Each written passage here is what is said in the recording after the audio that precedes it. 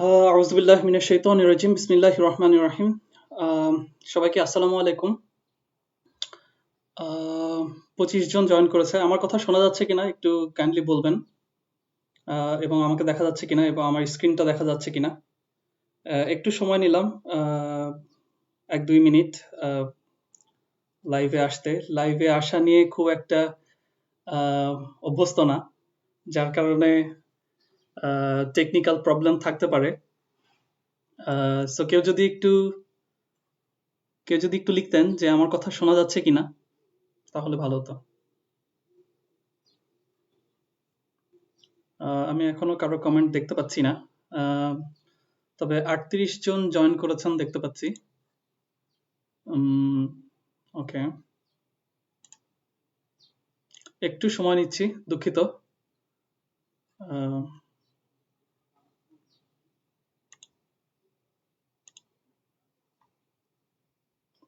আচ্ছা, শোনা যাচ্ছে।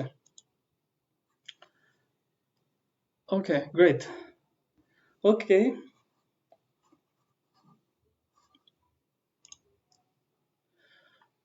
ধন্যবাদ সবাইকে জয়েন করার জন্য। আম, অনেক মানুষ জয়েন করছেন দেখছি, 41 জন। সবাইকে অনেক ধন্যবাদ।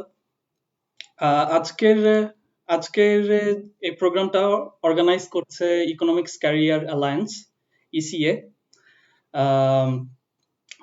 যদিও প্রোগ্রামটার নাম ছিল scholarship opportunities for higher education.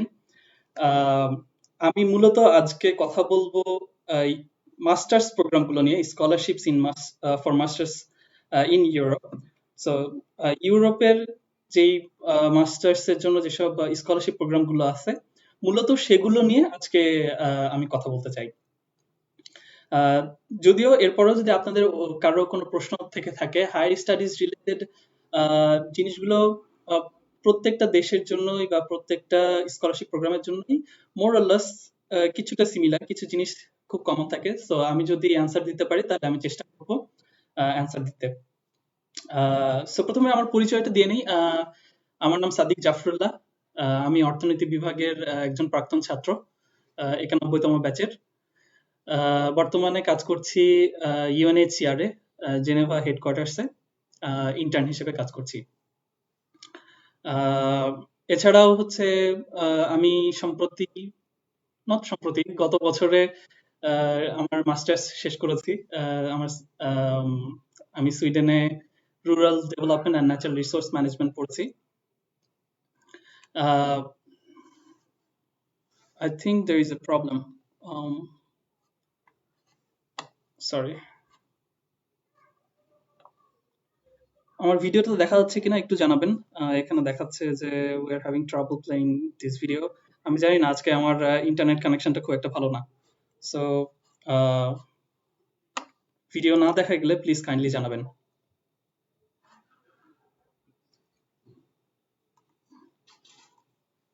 আচ্ছা, ভিডিও দেখা যাচ্ছে। আমি লাইভে আসলে একদমই অভ্যস্ত না, যার কারণে আসলে একটু একটু প্রবলেম হচ্ছে জিনিসগুলো বুঝতে। So please beer with me. আচ্ছা, সো আমার পরিচয়টা দিলাম। আপনারা আপনারা অনেকেই দেখছি যে অলরেডি কমেন্ট করছেন। আপনারা যদি একটু জানান যে আপনারা কে কোথা থেকে আছেন, কোন ডিপার্টমেন্টে পড়ছেন। যদি ইকোনমিক্স ডিপার্টমেন্টে পড়েন তাহলে কোন ব্যাচে পড়ছেন একটু জানান, ভালো লাগবে সবাইকে দেখে।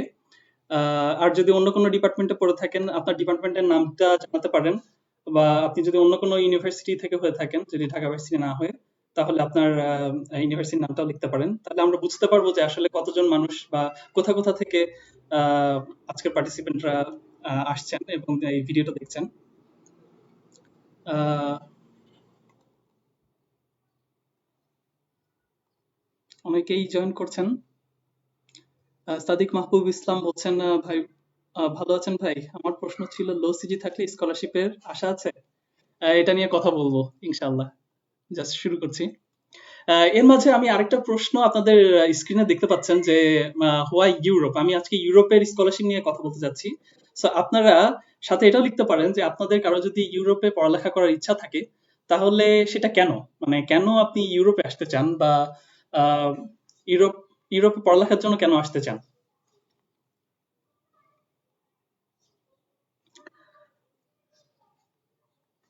ওকে,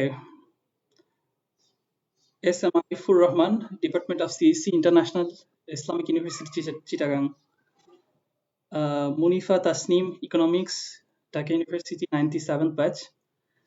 Anas Ibne Rahman, department of anthropology, economics, 96th batch. Sakib Hossain, Nuzhat, psychology, 4th year result waiting, social welfare.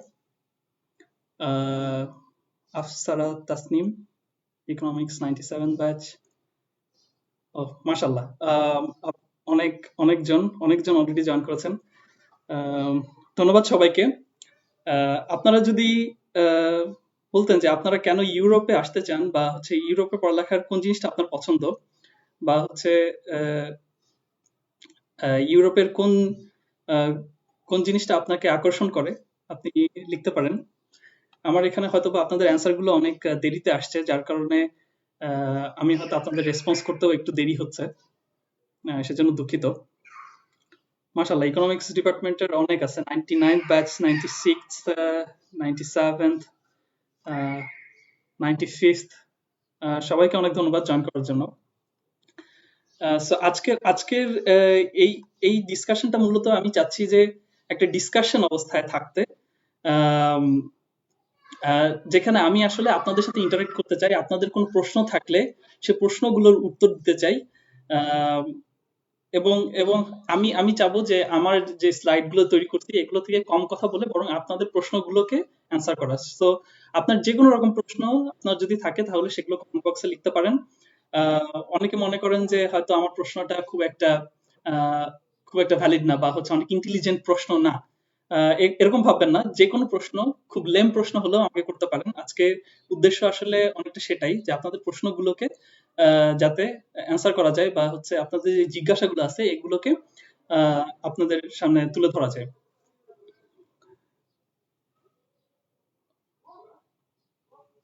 So আমি আমি আমার কিছু ওপিনিয়ন জানাবো। অবশ্যই আমার ওপিনিয়নের সাথে আপনাদের একমত হতে হবে না।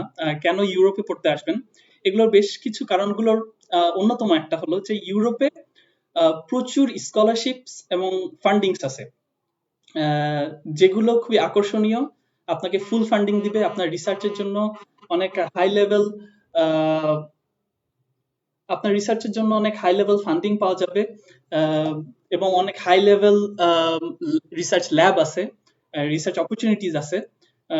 সো সেগুলোর একটা একটা অন্যতম কারণ, যে কারণে আপনি ইউরোপে পড়ালেখা করতে আসতে পারেন।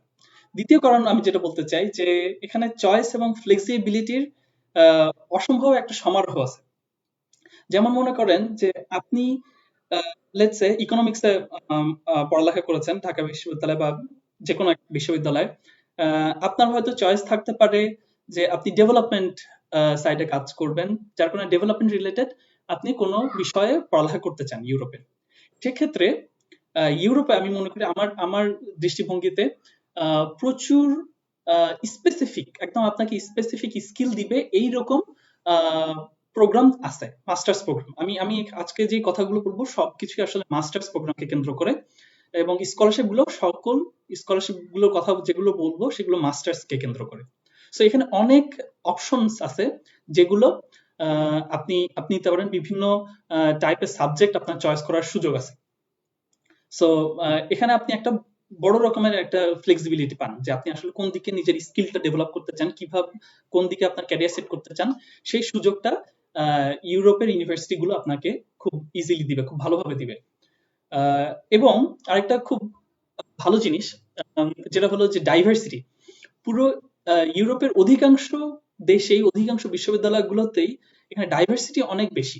আপনি দেখবেন যে বিভিন্ন মানুষ বিভিন্ন কালচার থেকে আসছে, বিভিন্ন বিভিন্ন দেশ থেকে পড়তে আসছে, বিভিন্ন রঙের মানুষ, বিভিন্ন পরিচয়ের মানুষ, বিভিন্ন ধর্মের মানুষ।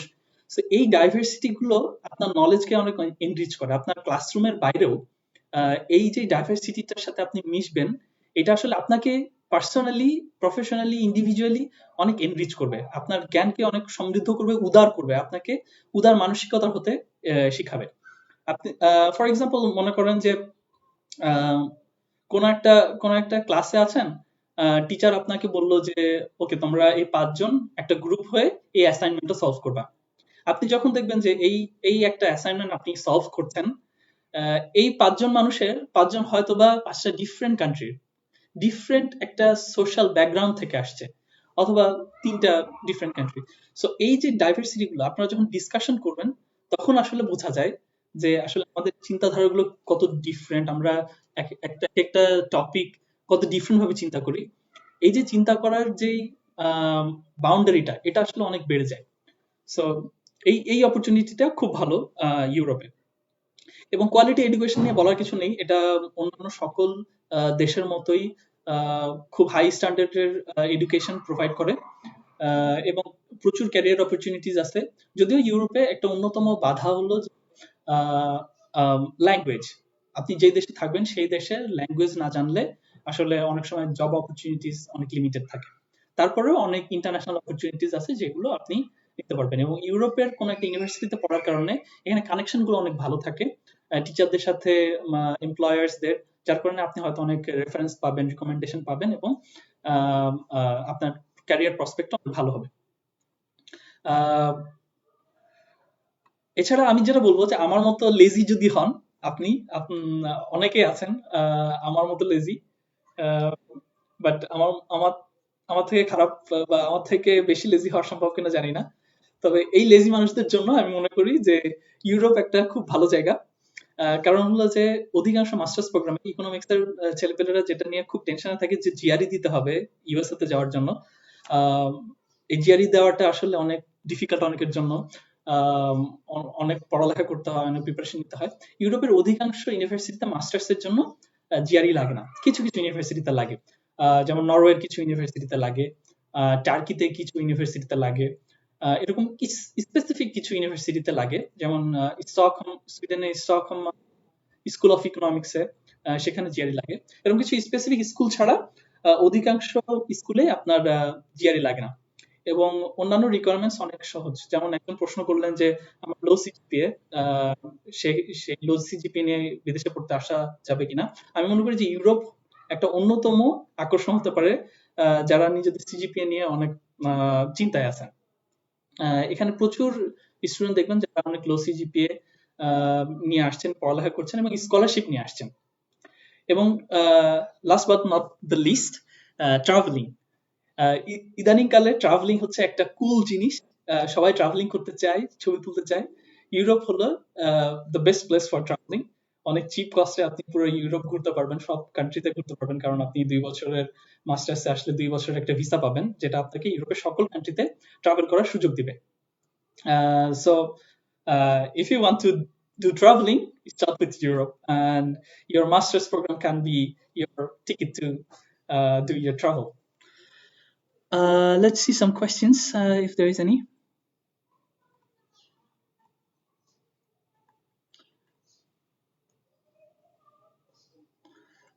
মনিরুল হক বলছে যে what makes European universities different from North American universities. আমি আসলে নর্থ আমেরিকান ইউনিভার্সিটি নিয়ে খুব বেশি গবেষণা করিনি, বা হচ্ছে খুব বেশি পার্সোনাল এক্সপিরিয়েন্স নাই। বাট আমি আমি যেটা মনে করি যে হয়তো বা ভুল বলছি, বাট আমি মনে করি যে এখানে কালচারাল ডাইভার্সিটিটা অনেক বেশি ইউরোপিয়ান ইউনিভার্সিটি গুলোতে। নর্থ আমেরিকান ইউনিভার্সিটি গুলো আসলে প্রচুর বিদেশি স্টুডেন্ট অ্যাট্রাক্ট করে, সেখানেও ডাইভার্সিটি থাকার কথা। বাট যেহেতু আমার এক্সপিরিয়েন্স, পার্সোনাল এক্সপিরিয়েন্স নাই, সো সম্পূর্ণরূপে আসলে অ্যান্সারটা দিতে পারছি না। আনাস ইবনুর রহমান বলছেন for better education facilities and much of scholarship, I think Europe is more easier for social science background students as well as anthropology. Exactly correct, I totally agree. ইউরোপে social science, anthropology, arts এই subject গুলো আসলে খুবই strong, এবং এগুলোর opportunity প্রচুর, funding opportunity প্রচুর। শাকিল আহমেদ, জার্মানিতে 13 years এডুকেশন এক্সপিরিয়েন্স প্রয়োজন, বিডিতে যে কোনো জায়গায় এইচএসসি পর 1 year পড়লেই হবে নাকি পাবলিক লাগবেই? কোশ্চেনটা আসলে ঠিক বুঝলাম না। জার্মানিতে 13 years এডুকেশন এক্সপিরিয়েন্স প্রয়োজন, কিসের জন্য? সরি, অ্যান্সার করতে পারছি না। Will situations be same after COVID-19? I don't know. Covid 19 নিয়ে কথা বলাটা আসলে খুব ডিফিকাল্ট। আমার এটা সম্পর্কে কোনোই নলেজ নেই। নিধিও ফেরদৌস কোশ্চেনটা করেছেন। Alamgir Hossain, will the situation arising out of COVID impact in getting scholarship in coming years? DU peace and conflict studies থেকে বলছেন। আহ, এটা আসলে কোভিড-19 আসলে কতটুকু এফেক্ট করবে ইন্টারন্যাশনাল মুভমেন্টকে, এটা আসলে এখনই বলা একদমই সম্ভব না, যেহেতু এখন একদমই রেস্ট্রিক্টেড হয়ে গেছে। সো আসলে এটা কবে খুলবে বা কিভাবে ডেভেলপমেন্টটা কি কি হবে এটা আসলে আমি বলতে পারছি না। সরি। স্কলারশিপে কি কি কোয়ালিটি ম্যান্ডেটরি, এগুলো নিয়ে কথা বলবো, কি কি কোয়ালিটি লাগবে। মুনিফা তাসনিম কোশ্চেনটা করেছেন। শিহাবুদ্দিন সুমন বলছেন রিকোয়ারমেন্টস কি কি ভাইয়া, ফুল ফান্ডিং এবং ভালো ইউনিভার্সিটিতে অ্যাডমিট হওয়ার, এগুলো নিয়ে কথা বলবো। আরিফুল ইসলাম ইমন ভাই, আমার বস রবির, উনি বলছেন can you please share about the future prospects of European economy, cause have a perception that it will decrease very soon. I don't think so. এটা নিয়ে আসলে বিশদ আলোচনা করা যায়, ডিবেট করা যায়, বাট আমি মনে করি যে ইউরোপিয়ান ইকোনমি অনেক ভালো করছে। তানজিম আহমেদ খান বলছেন ভাইয়া, করোনা পরবর্তী সময়ে উচ্চশিক্ষা ফান্ডিং এর ক্ষেত্রে কতটা প্রভাব পড়তে পারে বলে মনে করছেন? আমি জানি না আসলে কতটা প্রভাব পড়বে, বাট আমি মনে করি যে হ্যাঁ, স্কলারশিপের পরিমাণ কিছু কমে আসতে পারে সামনের দিনে, but I am not sure, এটা আসলে এখনই বলা যাচ্ছে না। সাদিক মাহবুব ইসলাম বলছেন ভাই, পাবলিকেশন কতটা ভূমিকা রাখতে পারে পোর্টফোলিও এনরিচ করার জন্য? হায়ার স্টাডিজ এর জন্য অবশ্যই পাবলিকেশন অত্যন্ত গুরুত্বপূর্ণ। এটা আসলে অস্বীকার করার কোনো উপায় নাই। যে কোনো হায়ার স্টাডিজ মানে হচ্ছে আপনি উচ্চ শিক্ষায় যেতে চান, আগ্রহী অনেক বেশি। সো সেই সেই জায়গায় যেতে হলে আপনাকে আসলে পাবলিকেশনস অনেক অনেক হেল্প করে অনেক সময়। ভাইয়া, what country would be better for anthropology? Specific কোনো কান্ট্রির নাম বলতে পারছি না আসলে। মাস্টার্স স্কলারশিপের জন্য ইউরোপে কোন কোন কান্ট্রিতে অপরচুনিটি বেশি আমাদের জন্য, এটা নিয়ে কথা বলবো। Okay, so let's move on. So একটা একটা ম্যাপ আপনারা দেখতে পাচ্ছেন এখানে। এই ম্যাপটা হলো ইউরোপের একটা ওভারঅল একটা ম্যাপ, যেখানে আমি অনলি ফিউ স্কলারশিপস গুলোর নাম আমি এখানে উল্লেখ করেছি। যেমন for example SISGP, that's Swedish institute scholarship for global professionals. আগে এটা সুইডিশ ইনস্টিটিউট স্কলারশিপ নামে পরিচিত ছিল, এখন এটা গ্লোবাল প্রফেশনালস নামটা দিয়েছে। এটা সুইডেনের। তারপরে নেদারল্যান্ডসের OKP, অরেঞ্জ নলেজ প্রোগ্রাম, ইউকের শেভনিং কমনওয়েলথ, খুবই খুবই খুবই ইন্টারেস্টিং এন্ড খুবই পপুলার। জার্মানির ডাড স্কলারশিপ আছে। সুইজারল্যান্ডের সুইস এক্সিলেন্স স্কলারশিপ আছে, যেটা গভর্নমেন্ট প্রোভাইডেড। ফ্রান্সের আইফেল এক্সিলেন্স স্কলারশিপ আছে, এটাও গভর্নমেন্ট প্রোভাইডেড। এবং টার্কির বুর্সলারি স্কলারশিপ আছে। এটা টার্কি, যদিও এটা ইউরোপের মধ্যে না, বাট আজকে আমি এটা নিয়ে কথা বলবো কারণ আমি এটাতে অ্যাপ্লাই করছিলাম। তো আজকে আমি মেইনলি এই তিনটা স্কলারশিপ নিয়ে কথা বলবো: SI স্কলারশিপ, ইরাসমাস মুন্ডাস এবং বুর্সলারি। এখানে দেখতে পাচ্ছেন যে ইরাসমাস মুন্ডাস পুরো ইউরোপকে টার্গেট করে লেখা হয়েছে। এটার কারণ হলো যে এখানে আপনি এই স্কলারশিপে আসলে আপনার একাধিক কান্ট্রিতে পড়তে হবে। তো একাধিক কান্ট্রি একাধিক ইউনিভার্সিটিতে পড়তে হবে, যার কারণে এটা আসলে আমি পুরোটা ধরে আমি একসাথে লিখেছি। সো কি দরকার, এই যে স্কলারশিপ গুলো কথা বলছি, আসলে এই স্কলারশিপ পেতে হলে কোন জিনিসগুলো ম্যান্ডেটরি? এখন স্ক্রিনে যে জিনিসগুলো দেখতে পাচ্ছেন, এগুলো হলো যে অবধারিত। আপনি যে কোনো জায়গায়, সেটা মাস্টার্স স্কলারশিপ হোক বা অ্যাডমিশন অ্যাপ্লিকেশন হোক, এই জিনিসগুলো অবধারিতভাবে লাগবে। তো শুরুতে যেটা বলতে চাই যে কারেজ অ্যান্ড পেশেন্স, যেটা লিখছি আমি, এটা আমি মনে করি যে সবকিছুর থেকে বেশি গুরুত্বপূর্ণ। কারণ স্কলারশিপ অ্যাপ্লিকেশন একটা লং প্রসেস, অনেক ঘাটাঘাটি করতে হয়, অনেক কিছু দেখতে হয়, জানতে হয়, রিকোয়ারমেন্টস সম্পর্কে জানতে হয়, আপনার প্রোফাইলটা সেই রিকোয়ারমেন্টস অনুযায়ী ম্যাচ করে সাজাতে হয়। সো এটা আসলে একটা লং প্রসেস, অনেকটা সময় লাগে, অনেক ধৈর্য ধরে করতে হয়। এবং অনেকেই লং প্রসেসের জিনিসটা, রিকোয়ারমেন্টস বা অ্যাপ্লিকেশন প্রসিডিউর এগুলো দেখেই হতাশ হয়ে যায়। So, আপনি যদি শুরুতেই হতাশ হয়ে যান তাহলে আসলে আপনি শুরুতে ফেল। বাট আমি দেখছি আমার পার্সোনাল এক্সপিরিয়েন্স থেকে যারাই লেগে থেকে আম, লেগে থেকে এই অ্যাপ্লিকেশন গুলো করছেন বা লেগে থেকে আম, এক বছর না হলে পরের বছরের চেষ্টা করছেন, তাদের সকলেরই আসলে অ্যাডমিশন হয়ে গেছে বা স্কলারশিপ তারা পেয়ে গেছেন। সো আমি মনে করি যে আসলে এই লেগে থাকার বিষয়টা অনেক গুরুত্বপূর্ণ, যেখানে আসলে পেশেন্স অনেক দরকার হয়। সো আপনার একটা ভ্যালিড পাসপোর্ট লাগবে, ব্যাচেলার সার্টিফিকেট লাগবে, ট্রান্সক্রিপ্ট লাগবে। অনেকে হয়তো ব্যাচেলার সার্টিফিকেট পান না, তারা প্রভিশনাল সার্টিফিকেট দিয়েও করতে পারেন। যেমন আমি আমার ক্ষেত্রে প্রভিশনাল সার্টিফিকেট ইউজ করছিলাম, কারণ আমার কাছে তখনও সার্টিফিকেট হাতে পাইনি। কনভোকেশন না হলে যেহেতু পাওয়া যায় না, সেহেতু আপনি প্রভিশনাল সার্টিফিকেট ইউজ করতে পারেন। ব্যাচেলার সার্টিফিকেট দরকার হয়। ভ্যালিড আইএলটিএস লাগবে। এখানে একটু সংক্ষেপে বলতে চাই যে আইএলটিএসটা আসলে খুবই গুরুত্বপূর্ণ এবং এটাকে ভয় পাওয়ার একদমই কিছু নেই। কারণ এটা অন্যতম সহজ একটা পরীক্ষা। জিআরই যেরকম বেশ কঠিন, আপনাকে এই সময়টা ধরে আপনার স্কিলটা ডেভেলপ করতে হয়। আপনার ইংলিশের স্কিলটা যদি অলরেডি ভালো থাকে, তাহলে আইএলটিএসটা আপনার জন্য খুবই সহজ। একটু জাস্ট এক্সামটার যেই পদ্ধতিটা, এই পদ্ধতির সাথে একটু অ্যাডজাস্টেড হয়ে উঠতে হয়, যার কারণে একটু প্র্যাকটিস করতে হয়। আমি মনে করি যে যারা এখন বিশ্ববিদ্যালয়ে পড়েন, ইদানিকালের আপনাদের অধিকাংশেরই ইংলিশ অনেক ভালো। সেক্ষেত্রে আপনারা ১-২ মাস প্র্যাকটিস করেও আইএলটিএস পরীক্ষাটা দিতে পারেন এবং অনেক ভালো স্কোর তুলতে পারেন। অন এভারেজ আমি মনে করি যে 6.5 অ্যান্ড অ্যাবাভ থাকলে আসলে আপনি সকল প্রোগ্রামগুলোর জন্য এলিজিবল হবেন। মোটিভেশন লেটার এবং স্টেটমেন্ট অফ পারপাস, আমি আমি মনে করি এটা হলো যে আপনার স্কলারশিপ পাওয়ার একটা চাবি। সো এই চাবিটা দিয়ে আপনি স্কলারশিপের জ্যাকপটটা খুলতে পারেন এবং এটা খুবই গুরুত্বপূর্ণ। এটার গুরুত্ব আসলে বলে শেষ করা সম্ভব না। এবং এটা সম্পর্কে যদি বিস্তারিত বলতে হয় তাহলে আসলে এটার জন্য একটা এক্সট্রা লেকচার লাগবে। এটা এটা আসলে অনেক বিশদ একটা বিষয় এবং আমি মনে করি যাদেরই রাইটিং স্কিল অনেক ভালো, আহ, তারা আসলে এখানে অনেক ফ্যাসিলিটি পায়, অনেক অনেক সুবিধা পায় এবং রাইটিং স্কিলটা আসলে খুবই খুবই গুরুত্বপূর্ণ। যেহেতু আপনি রিসার্চের জন্য হায়ার স্টাডিজে আসবেন বা হচ্ছে আপনি নিজের জ্ঞান অর্জন করতে চান, আপনার লেখালেখির অনেক প্রয়োজন আছে। সো আপনি একটা মাস্টার থিসিস লিখবেন, সেখানে আপনার একটা ভালো ইংলিশ দরকার। সো রাইটিং স্কিলটা ডেভেলপ করা খুবই গুরুত্বপূর্ণ। যারা আমি মনে করি যে first year, second year, third ইয়ারে আছেন, তাদের জন্য আসলে অফুরন্ত সময় এই রাইটিং স্কিলটা বাড়ানো বা প্র্যাকটিস করা। সো আমি তাদের জন্য আমার সাজেশন থাকবে যে আহ, আপনারা পেপার পত্রিকা লিখতে পারেন, ধীরে ধীরে কিছু একটা শুরু করতে পারেন। বা হচ্ছে ইকোনমিক্স ক্যারিয়ার অ্যালায়েন্সের আহ, জন্য লিখতে পারেন, তাদের পেজ থেকে শেয়ার করতে পারেন।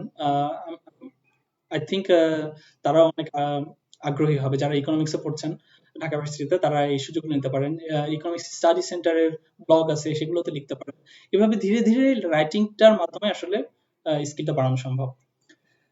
সিভি খুবই গুরুত্বপূর্ণ। একটা ব্যালেন্সড সিভি যে কোনো স্কলারশিপ অ্যাপ্লিকেশনে খুবই গুরুত্বপূর্ণ।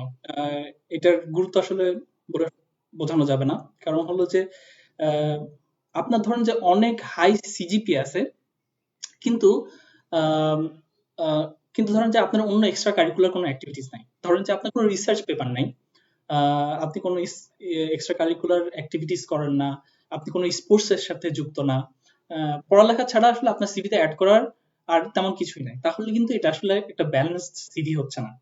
কিন্তু ধরেন যে আপনার একটা ভালো সিজিপি আছে, আপনার কিছু এক্সট্রা কারিকুলার অ্যাক্টিভিটিসও আছে, আপনার হয়তো কোনো একটা কনফারেন্স পেপার আছে বা কোনো একটা journal article second third author হিসেবে আছে।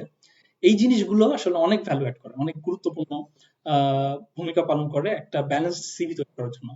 আহ, আমি মনে করি যে আপনার সিজিপিএ খুব বেশি হাই না হলেও আপনি extra curricular activities, research skills, research experience, research paper, conference paper, articles, journals, এগুলো দিয়ে আপনার সিভিটাকে সমৃদ্ধ করতে পারেন।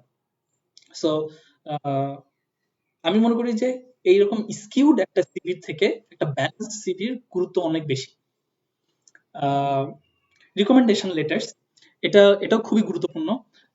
যেমন আমি আমি আমি বলতে চাই যে আহ, যখন রিকমেন্ডেশন লেটারটা নিবেন, আমরা অনেকেই আছে যেটা করি যে আমরা হয়তো চেয়ারম্যানের কাছে যাচ্ছি একটা রিকমেন্ডেশন লেটার নেওয়ার জন্য, বা অনেক হাই লেভেল কোনো প্রফেসরের কাছে যাচ্ছি যিনি বাংলাদেশে অনেক অনেক পপুলার।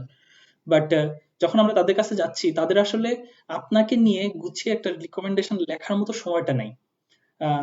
দেখা যাচ্ছে যে আপনাকে নিজেকেই হয়তো রিকমেন্ডেশন লেটার নিয়ে তাদের কাছ থেকে সাইন করে নিয়ে আসতে হচ্ছে। আহ, যেটা আসলে খুব বেশি ভালো ইন্ডিকেশন না। আমি মনে করি যে যেই টিচারটা আপনাকে ভালো জানে, আপনাকে চিনে, আপনার স্কিল সম্পর্কে জানে, তার থেকে আপনি লিখে নিতে পারেন। উনি অ্যাসিস্ট্যান্ট প্রফেসর হোক, অ্যাসোসিয়েট প্রফেসর হোক বা লেকচারার হোক, এখানে আসলে রিকমেন্ডেশন লেটারটাতে কি লেখা আছে সেটা আসলে বেশি গুরুত্বপূর্ণ, রাদার দেন আপনি কার থেকে নিচ্ছেন। সো এই যে জিনিসগুলো বললাম, এগুলো হচ্ছে ম্যান্ডেটরি যে কোনো স্কলারশিপ অ্যাপ্লিকেশন বা অ্যাডমিশন অ্যাপ্লিকেশনের জন্য। এই জিনিসগুলো আসলে সব জায়গায় লাগে। সিভির জন্য যেটা মিস করে গেছি, যে ইউরোপাস সিভি টেমপ্লেট রিকমেন্ডেড, এটা আসলে ইউরোপের অনেক ইউনিভার্সিটি প্রেফার করে। কিছু কিছু অ্যাপ্লিকেশন দেখবেন যে ওখানে লেখাই আছে স্পেসিফিক ভাবে যে ইউরোপাস সিভিতে আপনার সিভিটা তৈরি করতে হবে। সো সেক্ষেত্রে আপনি অবশ্যই ইউরোপাসে তৈরি করবেন। এছাড়াও আমি মনে করি যে as a CV template Europass টেমপ্লেটটা খুবই ভালো, যেটা যেটা আপনাকে অনেক হেল্প করবে আপনার আপনার প্রোফাইলটা সাজানোর জন্য। আহ, তো এই যে লিস্টটা দেখতে পাচ্ছেন, এগুলো হচ্ছে মোটামুটি সব অ্যাডমিশন অ্যাপ্লিকেশনের জন্য দরকারি, অথবা স্কলারশিপ অ্যাপ্লিকেশনের জন্য দরকারি। এছাড়াও স্কলারশিপ ওয়াইজ বা প্রোগ্রাম ওয়াইজ, স্কুল ওয়াইজ আপনার এক্সট্রা আরো কিছু ডকুমেন্টস লাগতে পারে। আহ, আমি এবার একটু কিছু কমেন্ট দেখবো, কিছু কোশ্চিন যদি থাকে। আহ,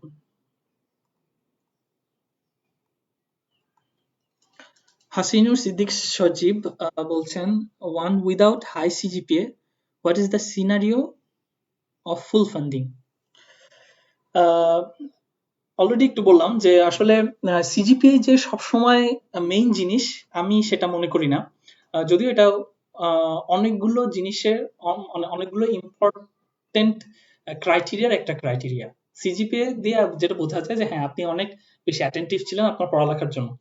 সো সেটা দিয়ে তো মেজার করা যায় যে আপনার হাই সিজিপিএ আছে মানে আপনি হয়তো ভালো স্টুডেন্ট। বাট এছাড়াও একটা ব্যালেন্স সিভি দরকার। যেমন যেগুলোর কথা বললাম, যে research skills, extra curricular activities, আপনার কোনো সোশ্যাল অর্গানাইজেশনে কাজ করার অভিজ্ঞতা বা পার্ট টাইম জব স্কিলস, এই জিনিসগুলো আসলে আপনার সিভিটাকে সমৃদ্ধ করতে পারে। আপনার যদি অনেক হাই সিজিপিএ নাও থাকে, তাহলে এই যে আদার আদার যে জিনিসগুলো আছে, রিলেটেড যে জিনিসগুলো আছে, সেগুলো আপনার সিভিকে এনরিচ করবে। যেমন আমার কথা বলতে পারি, আমার নিজের সিজিপিএ আসলে অনেক বেশি ভালো না। আমার অনার্স মাস্টার্স দুটোতেই হচ্ছে 3.38 ছিল। সো পাশাপাশি আমি যেহেতু রুরাল ডেভেলপমেন্ট বা ডেভেলপমেন্ট রিলেটেড সাবজেক্টে পড়ছি, আমার কাছে মনে হয়েছে যে আমি যেই এক্সট্রা কারিকুলার অ্যাক্টিভিটিস বা সোশ্যাল ভলান্টারি কাজগুলোতে যুক্ত ছিলাম, সেগুলো আমি কিছু জিনিস সেখানে কাজে লাগছে, এবং আমার কিছু রিসার্চ প্রজেক্ট ছিল, কিছু রিসার্চের সাথে কাজ করেছি। সো সেগুলোর সাথে কাজ করাতে আমার আমার অনেক হেল্পফুল হয়েছে বলে আমি মনে করি। হাসিনুর সিদ্দিক সজীব বলছেন, second question, except organization based scholarship like DAD Mundus, is there any full fund source from universities? Exactly, very good question. আমি একদম ভুলে গেছিলাম বলতে, যে প্রত্যেকটা কান্ট্রিরই গভর্নমেন্ট স্কলারশিপস আছে, এছাড়াও প্রত্যেকটা ইউনিভার্সিটি স্কলারশিপস আছে। আমি যেগুলোর কথা বলছি সেগুলো মূলত কিছু ফেমাস গভর্নমেন্ট স্কলারশিপস, যেগুলো ইউরোপে বা সারা world wide well known. But এছাড়াও প্রচুর স্কলারশিপ আছে। ফার্স্ট অফ অল আমি মনে করি যে হায়ার স্টাডিজ এর জন্য বিদেশে আসতে চাইলে স্কলারশিপ নিয়ে আসাটাই সব থেকে যুক্তিযুক্ত। উইদাউট স্কলারশিপ নিজে টাকা পয়সা খরচ করে পড়তে আসাটা আসলে অনেক ডিফিকাল্ট। সো আমি মনে করি যে এই স্কলারশিপ গুলো আপনারা একটু গুগল করে করলেই খুঁজে পাবেন। সো সো গুগল করে বা বিভিন্ন ইউনিভার্সিটি ওয়েবসাইটে ভিজিট করে আপনি এই স্কলারশিপ গুলো সম্পর্কে জানতে পারবেন। For humanities, arts, science, for all type of subjects, there are a lot of opportunities for scholarships in European universities. Alvi Khan, scholarship পাওয়ার ক্ষেত্রে সিজিপিএ কতটুকু ম্যাটার করে? বললাম, সিজিপিএ আমি মনে করি যে 3 এর উপরে থাকলেই এটা আসলে আপনি স্কলারশিপ, অধিকাংশ স্কলারশিপে অ্যাপ্লাই করার জন্য আপনি এলিজিবল। সো এবং 3 নিচেও যদি থাকে তাও আমি এনকারেজ করবো অ্যাপ্লিকেশন করতে। আপনি যদি অনেকগুলো অ্যাপ্লিকেশন করেন কোনো না কোনো একটাতে আহ, আপনি হয়তো সফল হবেন। এবং আহ, আহ, যেটা হয় যে আপনি এই এই অ্যাপ্লিকেশন গুলো করতে করতে আপনার অ্যাপ্লিকেশন করার যে স্কিলটা এটাও ডেভেলপ হবে। সো 1 বছর না পেলে সেকেন্ড বছরে হয়তো আপনার পাওয়ার সম্ভাবনা অনেক বেড়ে যাবে। আর ইউরোপে বাংলাদেশি শিক্ষার্থীদের পড়াশোনার পাশাপাশি কর্মক্ষেত্রে পার্ট টাইম জব সম্পর্কে বলবেন। অধিকাংশ ইউরোপিয়ান ইউনিভার্সিটিতে পার্ট টাইম জব করার অনেক সুযোগ আছে, তবে এটা অবশ্যই মনে রাখবেন যেসব দেশে আপনার টিউশন ফিস পে করতে হয়, যেমন সুইডেন, নরওয়ে, ডেনমার্ক, ইউকে, এগুলো দেশে আসলে আপনি পার্ট টাইম জব করে আপনার টিউশন ফিস এবং থাকা খাওয়ার খরচটা দুটোই ম্যানেজ করতে পারবেন না, এটা আসলে অসম্ভব। হয় আপনাকে ড্রপ আউট হতে হবে, অথবা আসলে সম্ভব না, চলা যায় না। আপনি অ্যাট বেস্ট যেটা হতে পারে যে আপনি পার্ট টাইম জব করে নিজে থাকা খাওয়ার খরচটা ম্যানেজ করতে পারবেন, তবে টিউশন ফিস আপনাকে ম্যানেজ করতে হবে যদি উইদাউট স্কলারশিপ আসেন। এবং স্কলারশিপে আসলে তো আসলে আপনার পার্ট টাইম জবের প্রয়োজন নাই। তারপরে যদি আপনি এক্সট্রা কিছু আর্ন করতে চান সেক্ষেত্রে প্রচুর সুযোগ সুবিধা আছে, যেমন পার্সেল সার্ভিস বা হচ্ছে কুরিয়ার, ধরেন যে যে পিজা ডেলিভারি, তারপর ক্লিনিং সার্ভিস, তারপরে ইউনিভার্সিটিতে রিসার্চের ক্ষেত্রেও বেশ কিছু অপরচুনিটিস থাকে, স্পেশালি যারা সায়েন্স বেসড, যাদের ল্যাবে কাজ করার অনেক সুযোগ থাকে। সো পার্ট টাইম জবের অনেক সুযোগ আছে, বাট সেটা দিয়ে টিউশন ফিস তোলা সম্ভব না। জয়িতা পূর্ব বলছেন, ভাইয়া what country would be better for food and nutrition? Exactly food and nutrition এর জন্য কোন কান্ট্রিটা ভালো হবে বলতে পারছি না। রুকাইয়া রুকু রুকাইয়া রুকু বলছেন, অনেক এনজিও শিক্ষার্থীদের স্কলারশিপ দিয়ে থাকে। অ্যাজ স্টুডেন্টস এক্সপেন্ডিচার নিয়ে যদি অ্যাজ স্টুডেন্টস এক্সপেন্ডিচার নিয়ে যদি ইন ডিটেলস বলতেন, কোন কোন এনজিও এই সুযোগ দেয়? আমি আসলে এ সম্পর্কে জানি না, সব বলতে পারছি না।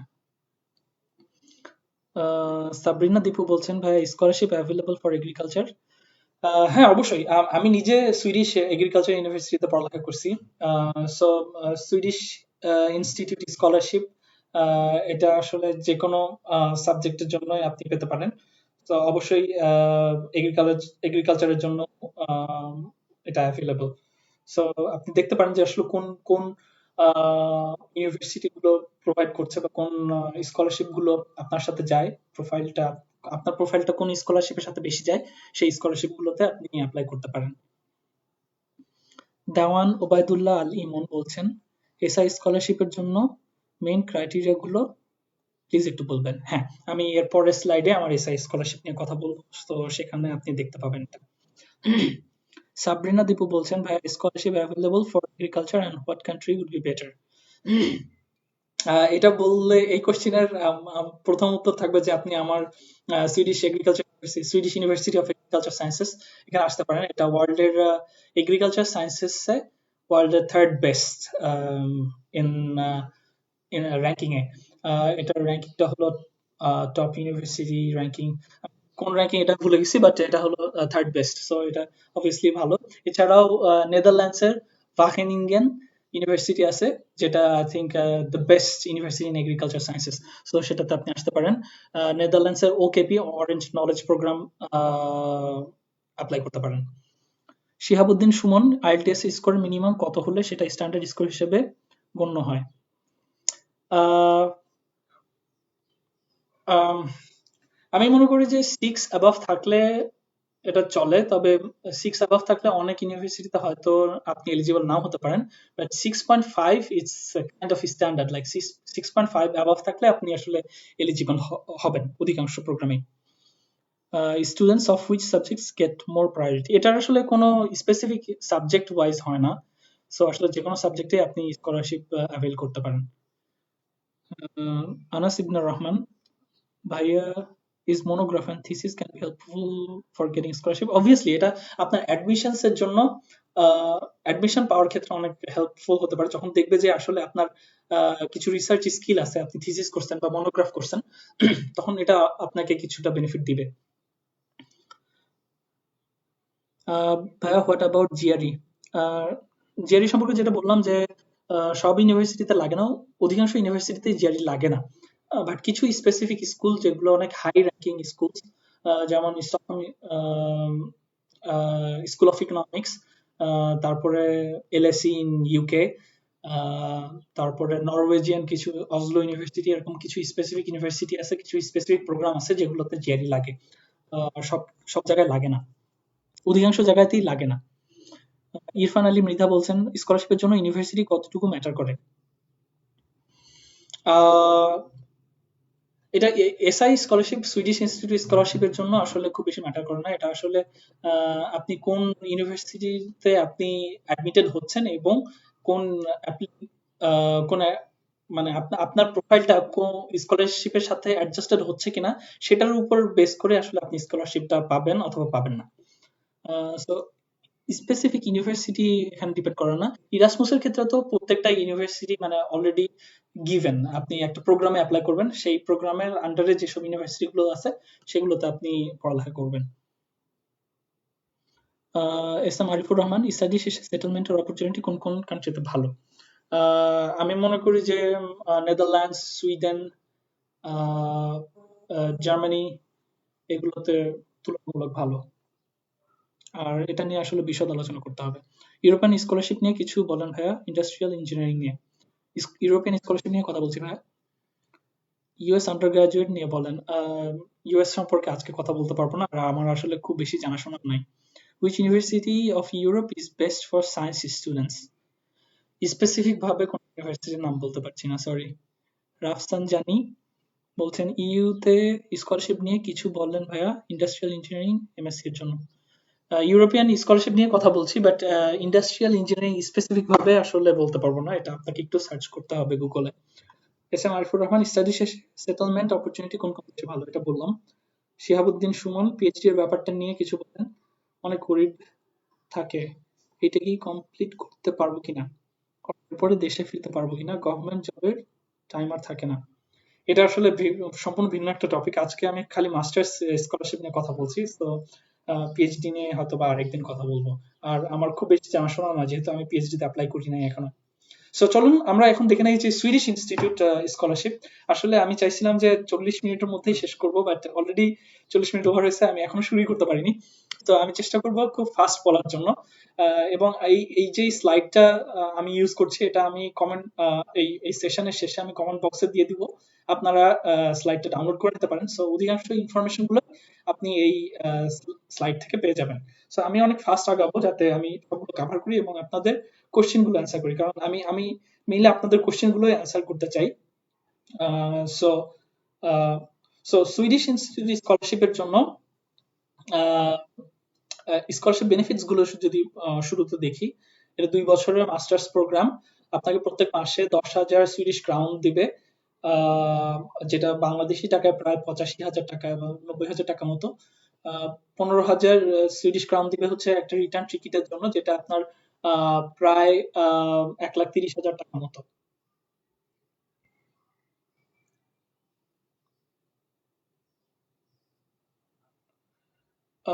সরি, আমি একটু কমেন্ট দেখছিলাম, সরি। সো এবং আপনি হেলথ ইন্স্যুরেন্স পাবেন, ফ্রি হেলথ ইন্স্যুরেন্স, কোনো টিউশন ফিস দিতে হবে না, এবং আপনি একটা ইউনিভার্সিটিতে অ্যাডমিটেড থাকবেন। এনএফজিএল মেম্বারশিপ পাবেন, যেটা হচ্ছে network for future global leaders. এটা একটা হিউজ নেটওয়ার্ক, যারা আগে সুইডিশ ইনস্টিটিউট স্কলারশিপ পাইছে তাদের একটা নেটওয়ার্ক। এই নেটওয়ার্কের আপনি মেম্বারশিপ পাবেন। অ্যাপ্লিকেশন প্রসিডিউর নিয়ে যদি খুব সংক্ষেপে বলি যে আহ, এটা দুটা ডিফারেন্ট পোর্টাল আছে। একটা হলো আপনি অ্যাডমিশনে অ্যাপ্লাই করবেন, যেখানে অ্যাডমিশন অ্যাপ্লিকেশন সাবমিট করবেন, আর একটাতে স্কলারশিপ অ্যাপ্লিকেশন সাবমিট করবেন। সো ইন দ্যাট সেন্স আপনাকে দুইটা অ্যাপ্লিকেশন করতে হবে, একটা হচ্ছে অ্যাডমিশনের জন্য আর একটা সেপারেটলি স্কলারশিপের জন্য।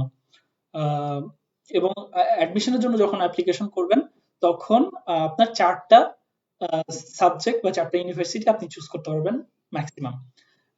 অ্যাপ্লিকেশন ফিস দিতে হয় 900 সুইডিশ ক্রাউন, যেটা প্রায় আপনার 8,000 টাকার মতো। আপনার হার্ড কপি সাবমিশন করতে হয়, যেমন আপনার ট্রান্সক্রিপ্ট, ব্যাচেলার্স ট্রান্সক্রিপ্টটা আপনার ইউনিভার্সিটি খামে করে ইউনিভার্সিটির হয়ে আপনাকে ওদের কাছে পাঠাতে হয়। অ্যাডমিশনের অ্যাপ্লিকেশনের ডেডলাইন হলো 15 জানুয়ারি, এবং স্কলারশিপ অ্যাপ্লিকেশনের ডেডলাইন থাকে first week of February or near by.